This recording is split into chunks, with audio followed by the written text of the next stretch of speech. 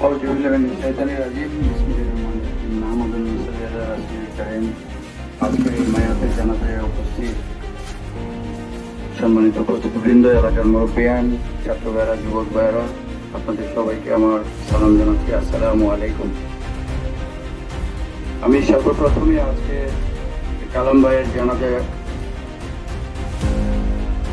যারা উপস্থিত হয়েছেন আপনাদের সবার কাছে আমি কালাম ভাইয়ের আত্মার মাগফিরাতের জন্য দোয়া কামনা করছি।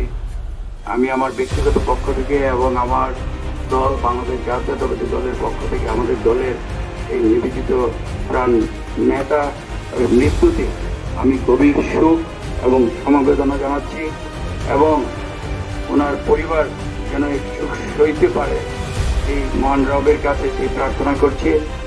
আপনারা সবাই মিলে এই মায়াতের জন্য দোয়া করবেন। আর একটি জিনিস কোরআনে আছে, কুল্লু নাফসিন যায়কাতুল মউত।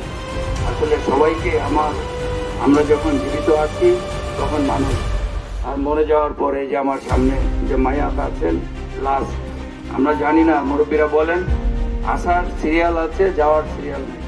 তবে আমি যে লাশ হয়ে যাব সেটা আমি জানি না। আমি আপনাদের সকলে এই মায়াতকে সামনে রেখে আমরা যেন আসলে সত্য, ন্যায়, ইনসাফের পথে চলি এবং সামনে কবরের জন্য সবাই ভবিষ্যতের জন্য, পরকালের জন্য আমরা প্রস্তুত থাকি। আর হলো যে আপনাদের সকলের সুস্বাস্থ্য দীর্ঘায়ু কামনা করছি। আপনাদের সবার কাছে আমি ওনার এই মায়াতের জন্য দোয়া কামনা করছি এবং যারা এই এলাকার কবরবাসী হয়েছেন, আমার পিতাও কবরবাসী হয়েছেন, যারা সকল কবরবাসীর জন্য দোয়া কামনা করে, আমার জন্য দোয়া কামনা করে, আপনাদের সকলে সুস্থতা কামনা করে আমি আমার বক্তব্য শেষ করছি। ওয়াখির দাওয়ানা আলহামদুলিল্লাহি রাব্বিল আলামিন। আসসালামু আলাইকুম।